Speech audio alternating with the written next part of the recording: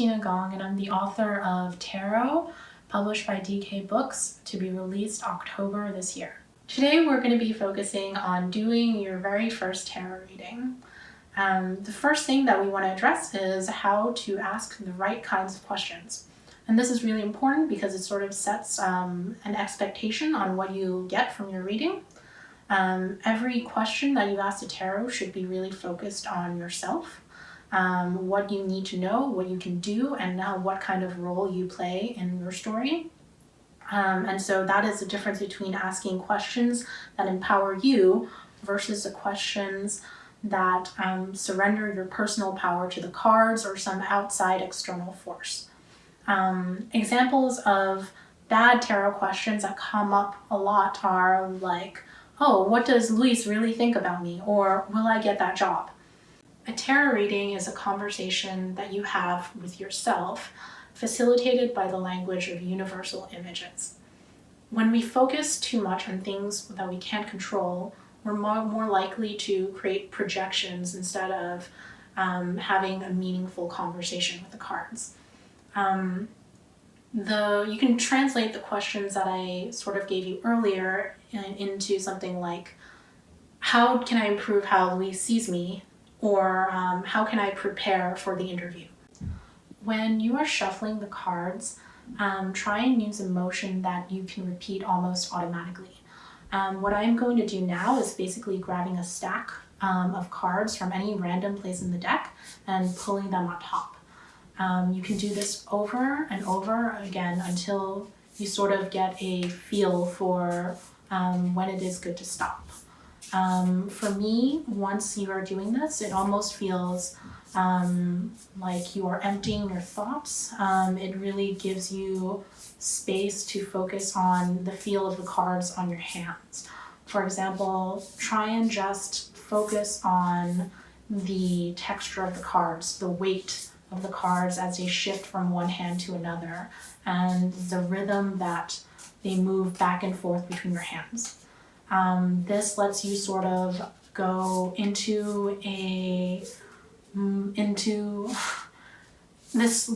you focus on the moment instead of any random lingering thoughts about things like the chores that you have to do today or any important work that has been left undone, and just focus on the here and now.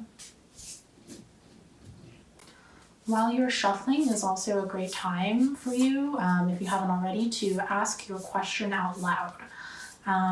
This might feel a little bit silly at first, but your voice carries a weight that might be left hidden if you don't actually speak the words. So right now I'm going to ask, what do I need to know about my day today?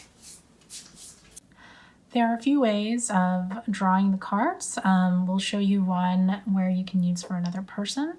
And you do this first by fanning the cards out on a surface and having someone choose the cards like so. This one.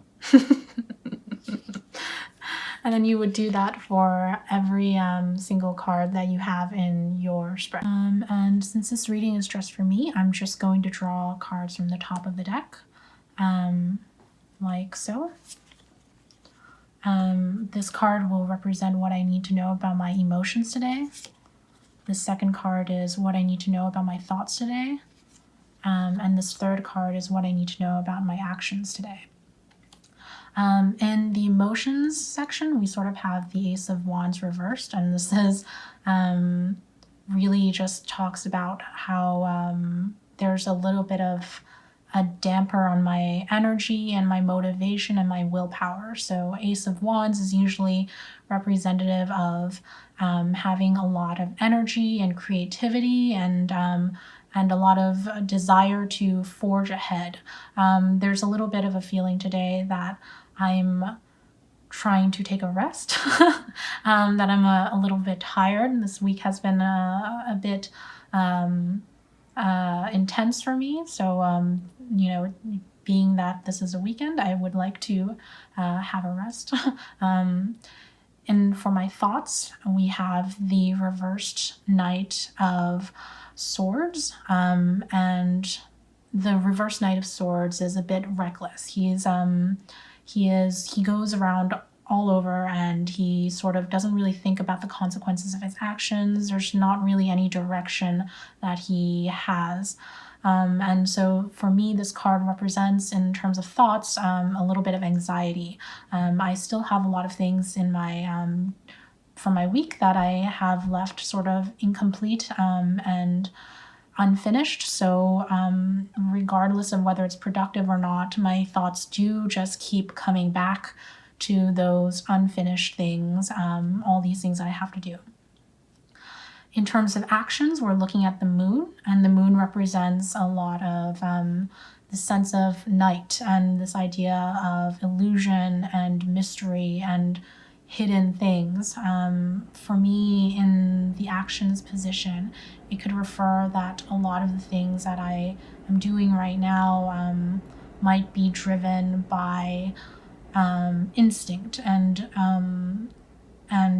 this sense of intuition that I'm not really putting too much thought into it, just allowing my habits to react to what is happening in the world around me. So maybe that's something that I should go and watch out for. And the last thing we do before we close a tarot reading is really just to shuffle the cards again. Like I said, it's a way of clearing your mind and emptying it so that the message of the cards can get through. And it's also a way for you to really process the message that you got from the cards more deeply as you go through this. And then we would just end by thanking the cards for their service. And that's it. You have your daily reading.